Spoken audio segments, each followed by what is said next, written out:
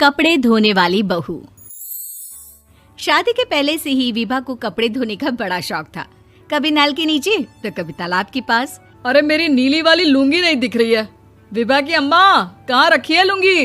अरे वो तो विभा ने परसों ही धोकर रखी थी आपकी अलमारी में, देखो वहीं होगी। वो ना मैंने आज धो दी, मुझे लगा कि गंदी हो गई होगी। अरे कैसे गंदी हो गई थी? उसे तो मैंने पहना भी नहीं। हे भगवान, इस लड़की के कपड़े धोने की आदत से परेशान हो गया हूँ मैं।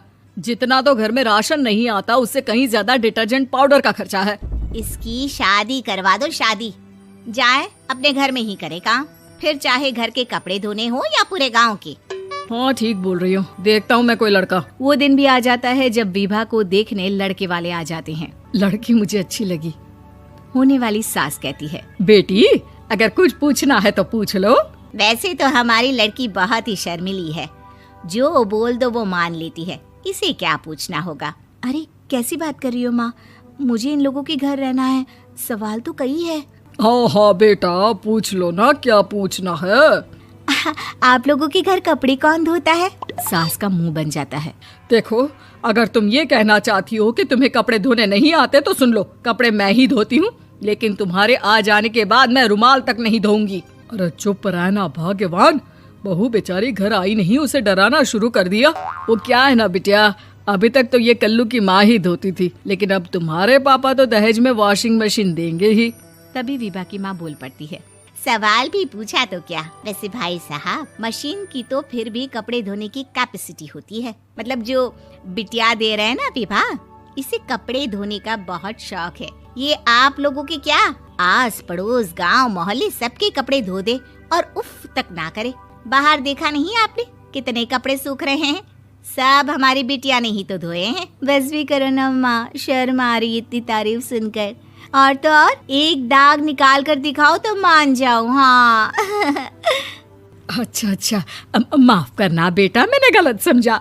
हमें तो रिश्ता बहुत पसंद है। और ऐसे जुड़ जाता है रिश्ता कपड़े धोने का शौक रखने वाली विभा का। उसकी शादी हो जाती है कोयला फैक्ट्री में काम करने वाले कल्लू के साथ। शादी के बाद अचानक विभा चिल्लाती हुई सास के पास आती है। सासू माँ, अरे सासू माँ कहाँ है आप?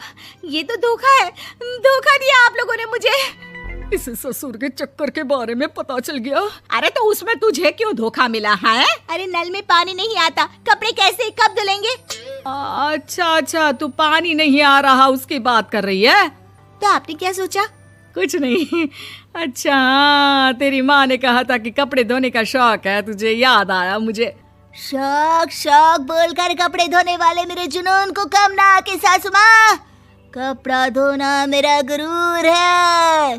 तभी पति भी वहाँ आ जाता है। अभी अभी मैंने इसे सनी देओल की फिल्म दिखाई है, उसी के डायलॉग मार रही है माँ। अच्छा सुन, साफ साफ बता रही हूँ, पानी सुबह 4 से 6 और शाम को 10 से 12 आता है, समझी? विभा टाइमिंग सुनकर हैरान हो जाती है। ये क्या भूतों का मोहल्ला है? सुबह 4 बजे उठकर कौन कपड़े धोता है? 4 बजे टंकी में पानी जाता है, फिर सारा दिन धोना ना, किसने मना किया?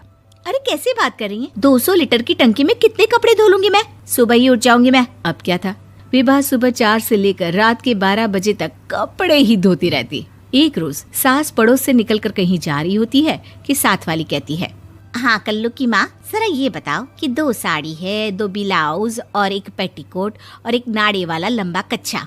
हाँ तो? अरे तो क्या, कितना लोगी धुलाई ये बताओ। धोबन दिख रहे हैं हम क्या? हमारे पति सरकारी नौकरी से अभी अभी रिटायर हुए हैं और बेटा सुपरवाइजर है कोयला फैक्ट्री में। धोबन समझ रखा है हमें।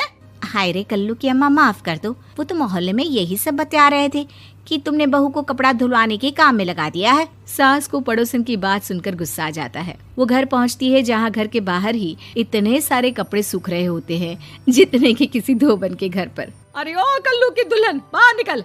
माँ जी यहीं आ जाओ, बाथरूम में चादर धो रहे हैं हम। अरे अभी हम धोते हैं, तुमको बाहर निकलो। ये आस पड़ोस वाले बोल रहे हैं कि हम बहू से कपड़े धुलवा धुलवा कर उसे कपड़ा धोने वाली बना दिए हैं। अरे छोड़ो ना माँ जी, किन लोगों की बातों में आती हो? आस पास के लोगों का तो काम ही होता है कि वो किसी तरह सास बहू को लड़ा दे। बहू सारे घर के कपड़े धोती है, ये क्या कम है? बोलिए। सास को भी लग जाता है कि वो बहू का ये सनकीपन नहीं छुड़वा सकती, इससे अच्छा है कि खुद ही चुप हो जाए। एक रोज सास और बहू मंदिर जाते हैं, जहाँ सास की साड़ी वहाँ खड़ी भीख मांगने वाली से मिलती है। माँ जी क्या बात है, आपकी साड़ी उस भिखारन से कितनी मिल रही है ना? हाँ हाँ देखो तो, दोनों की साड़ी मिल रही है। क्या बात है कल्लू की अम्मा, तुम खुद को तो अफसर की बीवी बताती हो और ऐसी सिंपल सी प्लेन साड़ी पहनकर घूमती हो। सिंपल और प्लेन नहीं है ये साड़ी। तो क्या सोने के धागे से फूल बने हैं? कुछ भी सासू माँ, कुछ भी। हाँ बने थे इस साड़ी में सोने के धागे से फूल। मेरे पति लेकर आए थे मद्रास से स्पेशली मेरे लिए 10,000 की। ताहे भाई साहब इस भिखारन के लिए भी सेम टू सेम साड़ी लेकर आए होंगे 10,000 की। सास उस वक्त तो कुछ नहीं कहती, लेकिन बहू के साथ घर आती है और अलमारी से एल्बम निकाल कर लाती है। ये साड़ी देख रही है, ये वही साड़ी है जिसे मैंने अभी पहना था। इस साड़ी में ये जो चमकदार फूल दिख रहे हैं ना, ये सोने के धागों से काढ़े गए हैं। लेकिन तू लोकल वॉशिंग मशीन ब्रश से घिस घिस कर सारे फूलों को निकाल कर साड़ी प्लेन कर दी।